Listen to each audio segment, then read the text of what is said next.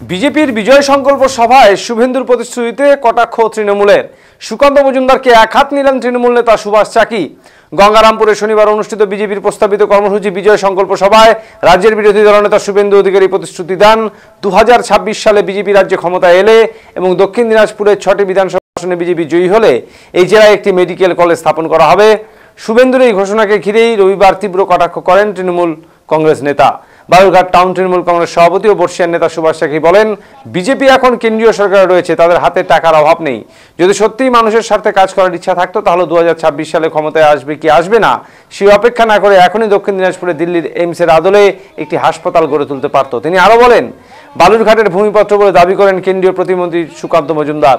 যদি তিনি সত্যিই জেলার উন্নয়ন চান তাহলে কেন্দ্রের কাছ থেকে মেডিকেল কলেজ বা বিশ্ববিদ্যালয়ের অনুমোদন আনতে পারতেন, কিন্তু তিনি তার বদলে ক্লাবগুলিকে টাকা দিচ্ছেন বলে দাবি করছেন। আদৌ সেই টাকা দেওয়া হয়েছে কিনা তা ঈশ্বরই জানেন। রেলের অমৃত ভারত স্টেশন প্রকল্প প্রসঙ্গে চাকি বলেন, এই স্টেশনের কাজের সঙ্গে যদি একটি রেল হাসপাতাল তৈরি হতো তাহলে সাধারণ মানুষের সুবিধা হতো, কিন্তু সেটাও হলো না।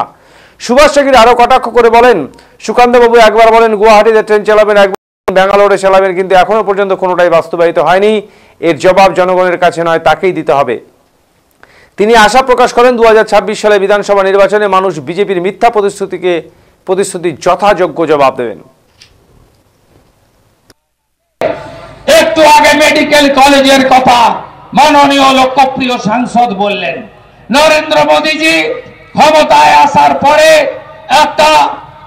তিনি কর্মসূচি দিয়েছেন গোটা ভারতে। 60% টাকা দেশের সরকার দিচ্ছে, 40% জায়গা এবং টাকা রাজ্যের সরকারকে দিতে হচ্ছে। প্রত্যেকটা জেলাতে একটি করে মেডিকেল কেন্দ্র। বিহারে চলুন, বিহারে সব জেলায় তৈরি ও কমপ্লিট। 17টা জায়গায় তৈরির কাজ চলছে, একটাও বাকি নেই। দক্ষিণ দিনাজপুরে কেন করবেন না মুখ্যমন্ত্রী মমতা ব্যানার্জি? কেন করবেন না?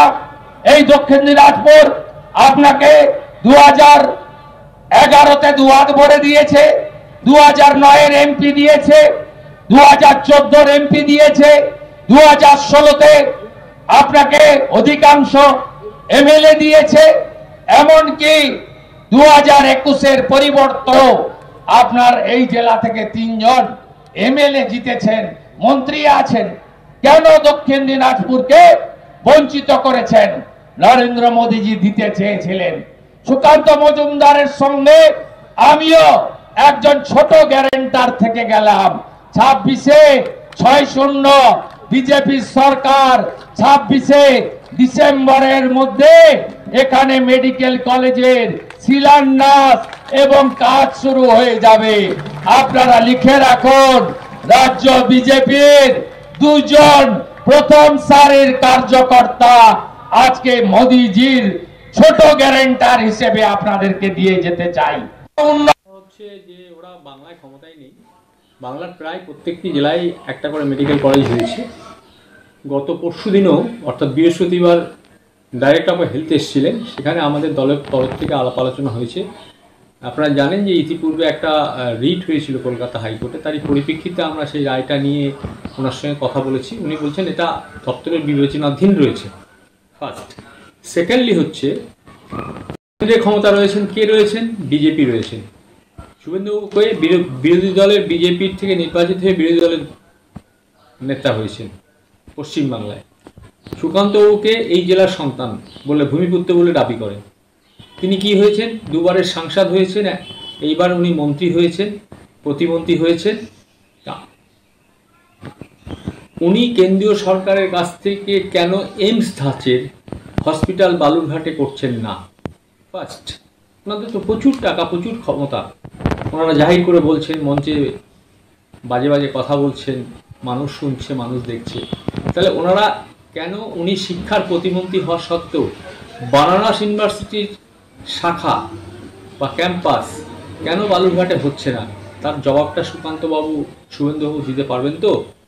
আজকে রেলের ময়দানে এত কিছু করছেন, অমৃত ভারত একটা কি নাম দিয়ে রেলের উন্নয়ন করার চেষ্টা করছেন বা করছেন ওদের দাবি মতো।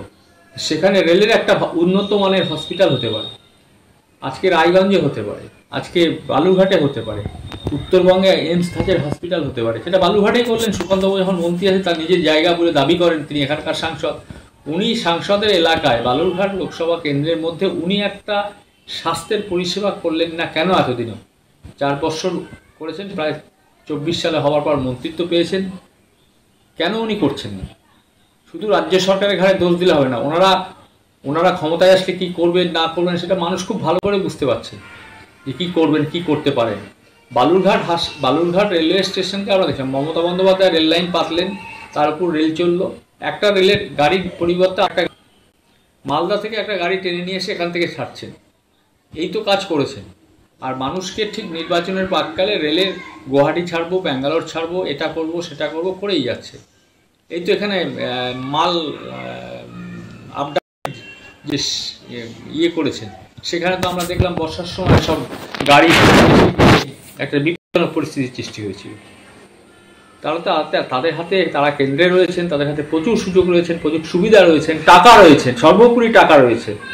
এই যে সুকান্তবাবু এত টাকা দিচ্ছেন বলে কথিত আছে বাজারে, এই ক্লাবকে এই দিচ্ছেন, ওই ক্লাবকে ওই দিচ্ছেন, ওই ক্লাবকে এই দিচ্ছেন, এটা শুনতে পাচ্ছি, সত্যি মিথ্যা বলতে পারবো না। তবে বালুরঘাটের মানুষের প্রতিটা মুখে মুখে শুনছে অমুক ক্লাবকে এত দিয়েছেন, অমুক ক্লাবকে এত দিয়েছেন, উনি উদ্বোধন করছেন, ঢাকঢোল পিটিয়ে উদ্বোধন করছেন। তাহলে সেই টাকাগুলো কোথার থেকে দিচ্ছেন ঈশ্বর জানেন, উনি ভালো বলতে পারবেন। কিন্তু সেই টাকাগুলো দিয়ে তো উনি একটা শিলান্যাস করতে পারতেন বা একটা কাজ শুরু করতে পারতেন। বাংলা ইউনিভার্সিটির ক্যাম্পাস কেন হবে না?